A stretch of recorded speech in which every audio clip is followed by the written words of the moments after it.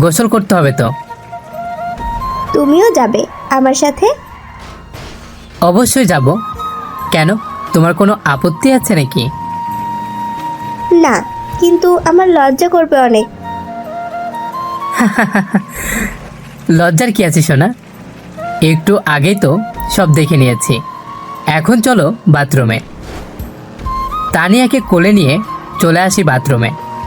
একে তো শীতকাল, শীত পড়তে শুরু করেছে, তার মধ্যে মাঝরাতে বাথরুমে ঝর্ণা ছেড়ে দিয়ে তানিয়াকে ঝর্ণার নিচে নিয়ে আসতেই তানিয়া শিউরে কেঁপে ওঠে, শক্ত করে জড়িয়ে ধরে আমায় আর বলে, উফ আবির, এত ঠান্ডা কেন পানি?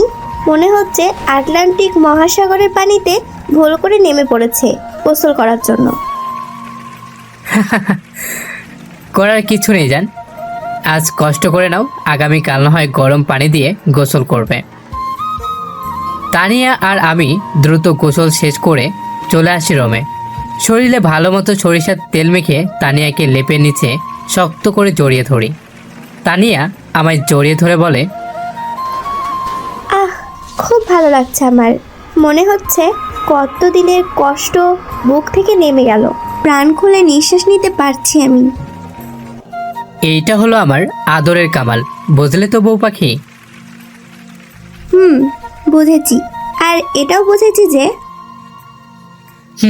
বলো কি শুনি। এই যে মেয়েরা প্রেম করলে লুচু ছেলেদের সাথে কেন করে? কেন করে?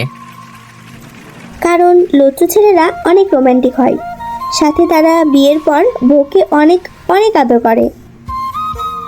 তার মানে তুমি আমাকে ইনডাইরেক্টলি লুচ্চু বলছো? হ্যাঁ, অবশ্যই।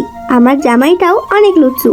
তোমার যদি ইনডাইরেক্টলি পছন্দ না হয় তাহলে সরাসরি বলছি, আমার জামাই আবির বড় মাপের লুচু বদমাইশ আর শয়তানেরও নানা।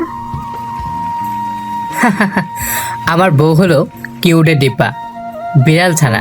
আমার আদর খাওয়ার জন্য শুধু ভ্যাটকাইতে থাকে। ওই হ্যালো, তোমার আর আমার কিন্তু লাভ ম্যারেজ। বিয়ের আগে কখনো আমি তোমার হাত ধরিনি, ওকে? না তোমাকে ধরতে বলেছি।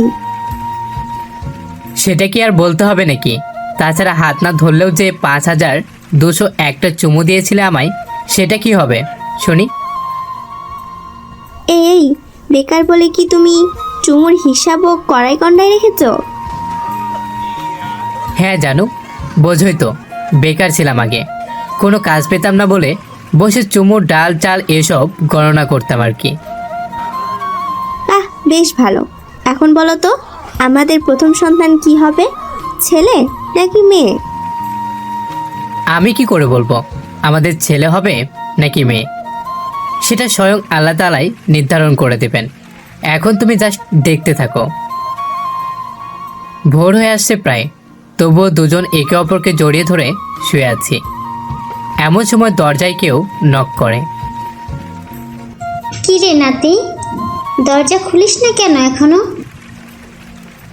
এত সকালে দরজা খুলে কি করব দাদি? তাছাড়া এখন তো শীতকাল, তুমি এত সকাল সকাল উঠেছো কেন? আমার কি আর নগর আছে যে নাগর আমায় জড়িয়ে ধরে ঘুমাবে শুনি? তাড়াতাড়ি নাতবউকে ছেড়ে দে। আর নাতবউ, উঠে এসো তো, তোমাকে আজ মাছ রান্না করতে হবে নিজের হাতে। জি দাদি, আসছি আমি এক্ষুনি। তানিয়ার কথা শুনে দাদি চলে যায়। এমন সময় তানিয়া আমার কপালে চুমু দিয়ে বলে, অনেক আদর করা হয়েছে, এবার ছাড়ো, কিচেনে যেতে হবে। কেবলমাত্র 6টা বাজে, এত তাড়াতাড়ি ছাড়বো তোমায়? যত তাড়াতাড়ি ছাড়বে রাতে তত তাড়াতাড়ি আমাকে কাছে পাবে। তানিয়ার কথা শুনে ওকে ছেড়ে দিতেই তানিয়া পালিয়ে চলে যায়। মনে মনে হাসলেও রাতের জন্য অপেক্ষা করতে থাকি, কখন রাত হবে। দুপুর 12টা, সবাই খেতে বসেছি। এমন সময় বাবা বললেন, আবির, বয়স তো আমাদের অনেক হলো, এবার একটা নাতনি নাতনিকে দেখতে চাই আমি। সবেমাত্র বিয়ে হলো বাবা, আর তুমি এত তাড়াতাড়ি বলছো বাচ্চা নিয়ে নিতে? হ্যাঁ বলছি, তাছাড়া এটা আমার একার কথা না, তোর দাদির কথা, প্লিজ মেনে নে। কিন্তু বাবা আমি তো এখনো বেকার, বাচ্চা হলে তাদের খরচ আমি সামলিয়ে নিব কি করে? কি করে নিবি মানে? আমার টাকার কম পড়েছে নাকি শুনি? আমি কিছু বলতে যাব অমনি তানিয়া বলল, বাবা এখন তো বিয়ে হলো আমাদের, একদিন কিছুদিন সময় দিন, তারপর না হয় ওই সব ভেবে দেখবো। আচ্ছা নাতবো, আচ্ছা তোমরা রুমে যাও। তানিয়াকে নিয়ে রুমে আসতেই তানিয়া আমাকে শার্টের কলার খামচে ধরে বলে, এই বললে না কেন তুমি বাবু নিবা? ছি, এসব বাবার সামনে বলা যায় নাকি?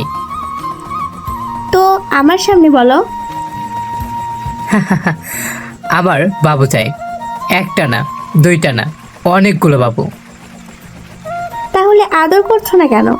আমার খুব ইচ্ছে করছে আদর খেতে। তানিয়া আমাকে ধাক্কা দিয়ে বিছানায় ফেলে দিয়ে ঠোঁটে ঠোঁট ডুবিয়ে কিস করতে থাকে। তারপর বাকিটা ইতিহাস। ভিডিওটি যদি আপনাদের কাছে ভালো লেগে থাকে তবে চ্যানেলটি অবশ্যই সাবস্ক্রাইব করবেন নতুন নতুন ভালোবাসার গল্প পাওয়ার জন্য। আর যারা অলরেডি আমাদেরকে সাবস্ক্রাইব করে পাশে আছেন তাদেরকে অসংখ্য অসংখ্য ধন্যবাদ।